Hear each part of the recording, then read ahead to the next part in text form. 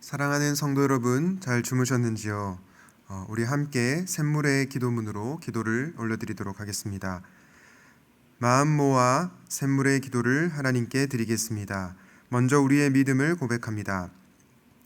예수님은 우리의 주인이 되십니다. 주인 되신 예수님 앞에서 겸손한 마음을 허락하시고 나의 뜻보다 주님의 뜻을 따르는 선한 청지기가 되게 하소서. 교회와 예배를 위해 기도합니다. 우리 샘물교회가 교회다운 교회, 기도하는 교회가 되게 하소서. 온 교회가 예배의 영광과 회복의 기쁨을 누리게 하시고 세상 가운데 주님의 사랑을 흘려보내는 샘물이 되게 하소서. 주께서 친히 임재하셔서 샘물의 주인이 되어주소서. 목장을 위해 기도합니다. 선한 목자 되신 예수님, 샘물의 목장을 푸른 풀밭으로 쉴만한 물가로 인도하여 주소서. 목자를 세우셨으니 감당할 만한 힘과 지혜를 주시고 섬김 가운데 부족함이 없도록 모든 필요를 채워주소서. 목장 모임을 통해 주님의 사랑을 깊이 체험하고 더욱 성숙한 신앙인이 되게 하소서. 다음 세대를 위해 기도합니다. 샘물의 다음 세대들이 믿음 가운데 서게 하소서. 여호와를 경외하게 하시고 하나님과 사람에게 더욱 사랑받는 자녀들이 되게 하소서. 이 세대를 본받지 않고 하나님께서 기뻐하시는 것이 무엇인지 분별할 줄 알게 하소서. 샘물의 다음 세대가 주님의 기쁨이 되게 하소서. 선교사님들을 위해 기도합니다. 복음의 최전선에서 수고하시는 선교사님들과 그 가정을 주께서 보호하여 주소서. 영적으로 메마르지 않도록 성령으로 충만케 하시고 때를 따라 돕는 은혜를 누리는 기쁨도 허락하소서. 언제 어디서나 충성된 주님의 종이 되게 하소서. 나라를 위해 기도합니다. 온 세상의 주관자 되시는 하나님, 우리나라를 보호하여 주소서. 국민들을 바이러스의 위협으로부터 지켜주시고 경제적인 상황이 안정되게 하소서. 이 땅에 하나님의 공의가 흐르고 샬롬의 온기가 넘치게 하소서. 여호와의 영광을 인정하는 나라가 되게 하소서. 샘물 성도들을 위해 기도합니다. 오늘도 주님과 동행하는 형통한 하루가 되게 하소서. 우리 삶의 형편을 살펴주시고 자녀의 발걸음도 인도하여 주소서. 하나님과의 사귐이 있는 하루가 되게 하소서. 자비로우신 예수님의 이름으로 기도합니다. 아멘. 오늘 하나님께서 우리에게 주시는 말씀은 예레미야 2장 20절에서 28절 말씀입니다. 예레미야 2장 20절에서 28절입니다. 내가 옛적부터 내 멍에를 꺾고 내 결박을 끊으며 말하기를 나는 순종하지 아니하리라 하고 모든 높은 산 위에서와 모든 푸른 나무 아래에서 너는 몸을 굽혀 행음하도다. 내가 너를 순전한 참 종자 곧 귀한 포도나무로 심었거늘 내게 대하여 이방 포도나무의 악한 가지가 됨은 어찌 됨이냐. 주 여호와의 말씀이니라. 내가 잿물로 스스로 씻으며 내가 많은 비누를 쓸지라도 내 죄악이 내 앞에 그대로 있으리니 내가 어찌 말하기를 나는 더럽혀지지 아니하였다 바알들의 뒤를 따르지 아니하였다 하겠느냐. 골짜기 속에 있는 내 길을 보라. 내 행한 바를 알 것이니라. 발이 빠른 암낙타가 그의 길을 어지러이 달리는 것과 같았으며 너는 광야에 익숙한 들 암나귀들이 그들의 성욕이 일어나므로 헐떡거림 같았도다. 그 발전기에 누가 그것을 막으리요. 그것을 찾는 것들이 수고하지 아니하고 그 발전기에 만나리라. 내가 또 말하기를 내 발을 제어하여 벗은 발이 되게 하지 말며 목을 가라게 하지 말라 하였으나 오직 너는 말하기를 아니라 이는 헛된 말이라. 내가 이방신들을 사랑하였은즉 그를 따라가겠노라 하도다.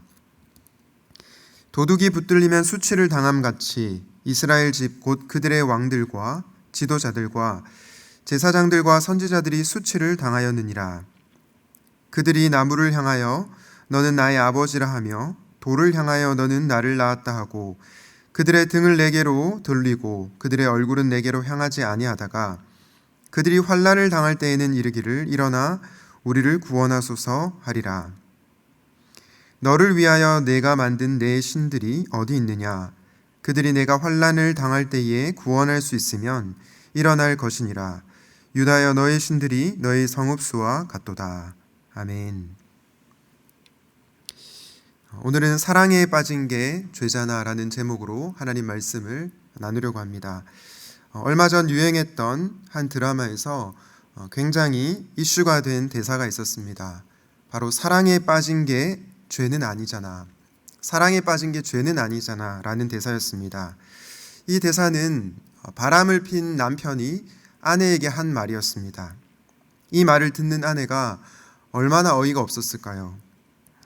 이런 모습이 드라마에서뿐만 아니라 오늘날 현실에서도 나타나고 있습니다. 2017년도에 유명한 한 영화 감독이 가정을 버리고 유명 배우와 바람을 폈습니다. 그때 한 인터뷰에서 이 감독이 뭐라고 대답을 했냐면 저희 나름대로 진솔하게 사랑을 하고 있습니다 라고 답을 했습니다. 저는 이 모습을 보면서 오늘날 시대가 사랑을 우상으로 섬기는 시대구나 라는 생각이 들었습니다. 이런 시대를 향해서 성경은 무엇이라고 말씀합니까? 성경은 사랑이 하나님이 아니라 하나님이 사랑이시다 라고 말씀합니다. 그럼에도 불구하고 오늘날 너무나 많은 사람들이 마치 사랑이 하나님인 것처럼 사랑을 우상화하는 시대를 살아가고 있습니다. 그런데 저는 오늘 예레미야 2장 말씀을 묵상하는 가운데 이스라엘이 마치 하나님께 사랑에 빠진 건 죄가 아니잖아요 라고 말을 하는 것 같았습니다. 이들은 영적 간음, 영적 불륜을 저질렀음에도 불구하고 너무나 뻔뻔한 모습을 오늘 본문에서 보이고 있습니다. 그 모습이 구체적으로 어떻게 드러나는지 오늘 3가지로 살펴보고자 합니다. 그리고 마지막으로 이런 죄에서 벗어나기 위해서 우리가 어떻게 해야 되는지 묵상해 보려고 합니다. 첫 번째 모습은 변명하기로 나타납니다. 예레미야 2장 23절 말씀을 다시 한번 보실까요? 네가 어찌 말하기를 나는 더럽혀지지 아니하였다. 바알들의 뒤를 따르지 아니하였다 하겠느냐. 골짜기 속에 있는 내 길을 보라. 너의 행한 바를 알 것이니라. 이 23절 앞부분에 보면 하나님께서 이스라엘을 최상급 포도나무로 심으셨다라고 합니다. 그런데 이 이스라엘은 상한 들포도를 맺었죠. 또한 이스라엘의 죄가 너무나 가득해서 잿물로 씻고 비누로 아무리 몸을 닦아도 더러운 죄악이 여전히 하나님 앞에 놓여 있다라고 성경은 얘기하고 있습니다. 그런데 이 이스라엘 백성들이 하나님 앞에 변명을 했습니다. 그러자 하나님께서 오늘 23절에서 뭐라고 말씀하십니까? 네가 어찌 더럽혀지지 아니하였다. 바알들의 뒤를 따르지 아니하였다 하겠느냐 라고 말씀하십니다. 바알이라는 우상과 불륜을 저지르고 나서 자신은 아무 잘못도 하지 않은 것처럼 하나님 앞에 뻔뻔하게 변명을 하고 있는 것입니다. 주 안에서 사랑하는 성도 여러분, 혹시라도 하나님께서 여러분에게 죄를 지적하실 때 그 죄에 대해서 변명하지 않을 수 있기를 바랍니다. 죄를 지었다 하더라도 우리가 하나님 앞에 솔직하게 회개하고 나아간다면 우리는 용서의 은혜를 구할 수 있습니다. 여러분, 다윗이 어떤 자였습니까? 다윗은 정말 훌륭한 왕이었지만 동시에 심각한 죄인이었습니다. 간음죄와 살인죄를 동시에 범했죠. 그럼에도 불구하고 그가 하나님의 마음에 합한 자라고 불릴 수 있었던 이유는 그가 하나님 앞에 변명하지 않았기 때문입니다. 간절히 바라기는 하나님 앞에 솔직한 우리가 되기를 소원합니다. 이스라엘의 두 번째 모습은 동시에 사랑하는 모습으로 나타났습니다. 여러분, 세상에 그 어떤 남편이 혹은 그 어떤 아내가 불륜을 허용하겠습니까? 나는 당신도 사랑하고 저 사람도 사랑한다. 이런 말을 누가 받아들일 수 있겠습니까? 두 사람을 동시에 사랑하는 것은 로맨스가 아니고 불륜입니다. 그런데 오늘 이스라엘 백성들, 이스라엘 지도자들의 모습이 딱 그랬습니다. 예레미야 2장 25절에 보니까 그들이 이방 신들을 사랑했다라고 얘기합니다. 이방 신들만 사랑한 것이 아닙니다. 이스라엘 백성들은 하나님도 사랑했습니다. 그런데 무엇이 문제입니까? 동시에 사랑한 것이 문제입니다. 성경은 이를 가리켜 우상 숭배라고 말합니다. 인간은 기만적인 존재이기 때문에 하나님을 사랑한다고 말하면서도 동시에 다른 것을, 세상의 것을 사랑할 수가 있는 것입니다. 우상 숭배의 죄를 범하면서도 자신은 하나님을 사랑한다고 착각에 빠져 사는 것입니다. 야고보서 1장 22절에 보면 너희는 말씀을 행하는 자가 되고 듣기만 하여 자신을 속이는 자가 되지 말라라고 얘기합니다. 야고보가 인간의 기만성을 너무나 잘 알았기 때문에 이런 말씀을 하는 것입니다. 우리가 말씀을 읽으면서도 그리고 설교 말씀을 들으면서도 실제로는 두 마음을 품는 존재라는 것을 야고보가 알았던 것입니다. 이스라엘은 하나님의 말씀을 수도 없이 들었을 것입니다. 또한 이들은 하나님을 사랑한다고 고백을 했습니다. 그런데 하나님을 사랑하지 않은 것이 아니라 하나님도 사랑하고 이방신들도 동시에 사랑한 것입니다. 혹시 우리에게는 하나님과 세상을 동시에 사랑하는 것은 없습니까? 부부의 세계에서 두 사람을 동시에 사랑하는 것이 불가능하듯이 영적 세계에서도 하나님과 우상을 동시에 사랑하는 것은 불가능합니다. 만약 하나님과 세상의 것을 동시에 사랑했다면 오늘 말씀을 통해서 하나님 외에 다른 것을 내려놓을 수 있기를 바랍니다. 마지막 모습은 필요할 때만 하나님을 사랑하는 방식으로 나타납니다. 힘들고 어려울 때만 하나님을 찾는 것입니다. 예레미야 2장 27절 말씀을 한번 보도록 하겠습니다. 그들이 나무를 향하여 너는 나의 아버지라 하며 돌을 향하여 너는 나를 낳았다 하고 그들의 등을 내게로 돌리고 그들의 얼굴은 내게로 향하지 아니하다가 그들이 환난을 당할 때에는 이르기를 일어나 우리를 구원하소서 하리라.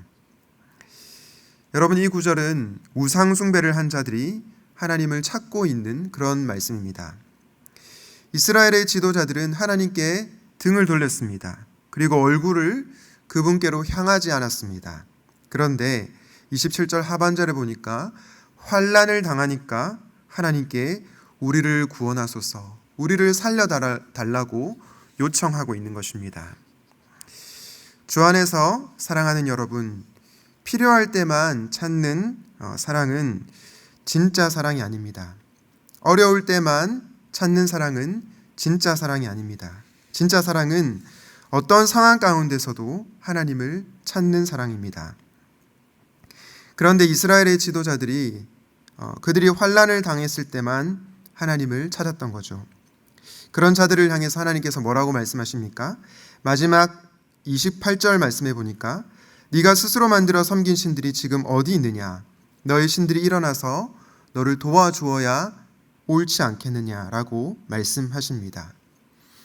필요할 때만, 환난을 당할 때만 하나님을 찾는 그들을 향해 책망하고 있는 것입니다.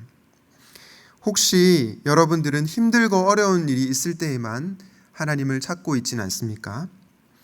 일이 잘 풀릴 때는 하나님보다 세상을 더 사랑하다가 환난이 닥칠 때만 하나님 나를 구원해 주십시오라고 외치고 있지는 않습니까? 그렇다면 우리도 오늘 이스라엘이 범했던 죄와 동일한 죄를 범하고 있는 것입니다. 저는 여러분들이 필요할 때만 하나님을 찾는 것이 아니라 언제나 하나님을 찾을 수 있기를 바랍니다. 필요할 때만 하나님을 사랑하는 것이 아니라 항상 하나님을 사랑할 수 있기를 바랍니다. 우리는 오늘 예레미야 2장 20절에서 28절 말씀을 통해 영적 불륜을 범한 이들의 세 가지 특징을 살펴보았습니다. 첫째는 변명하기였습니다. 죄인의 특징 중에 하나는 자신이 잘못을 범했음에도 불구하고 변명하는 것입니다. 두 번째는 동시에 사랑하기입니다.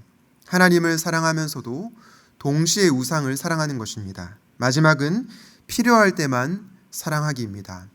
환난을 당할 때, 어려울 때만 하나님을 찾는 것입니다. 그렇다면 여러분, 우리는 어떻게 하면 이 영적 불륜의 죄를 벗어날 수 있을까요? 바로 그 답은 처음 사랑을 기억하라라는 겁니다. 어제 큐티 본문인 예레미야 2장 2절 말씀을 새번역 성경으로 보면 이렇게 번역하고 있습니다. 네가 젊은 시절에 얼마나 나에게 성실하였는지, 네가 신부 시절에 얼마나 나를 사랑하셨는지를 기억하고 있다. 여러분, 하나님께서 이스라엘을 향해서 뭐라고 말씀하십니까? 젊은 시절에 네가 얼마나 성실했는지, 신혼 초에 네가 나를 얼마나 사랑했는지를 지금 말씀하고 계시는 겁니다. 혹시 여러분들은 세례를 받으셨습니까? 저는 우리가 받는 세례가 영적 결혼식과 같다고 생각합니다. 그런데 저희 교단 세례 문답에 보면 이런 질문과 답이 있습니다.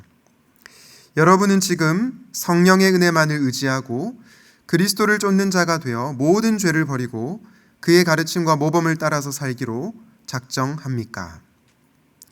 네, 이 질문에 대해서 세례를 받은 모든 분들이 손을 들고 네라고 답을 했을 것입니다.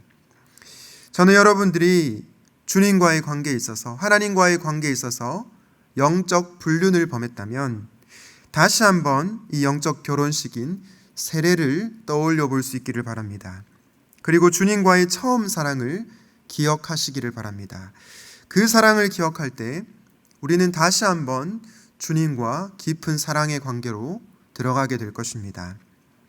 말씀을 정리하겠습니다. 오늘날 시대는 사랑에 빠진 건 죄가 아니잖아 라고 외치는 시대입니다. 그러나 성경은 사랑에 빠진 건 죄라고 말씀합니다. 우리는 혼탁한 이 시대의 문화를 따르는 것이 아니라 성경의 가르침을 따라야 합니다. 혹시 여러분들은 영적 불륜을 범했음에도 불구하고 하나님께 변명하고 있지는 않습니까? 하나님과 우상을 동시에 사랑하고 있지는 않습니까? 그리고 필요할 때만, 어려울 때만 하나님을 찾고 있지는 않습니까? 그 모습은 로맨스가 아니라 불륜이라는 것을 기억하십시오. 그리고 다시 한번 우리의 신랑이신 주님과의 처음 사랑을 기억하고 거룩한 신부답게 살아가시기를 주님의 이름으로 축원드립니다.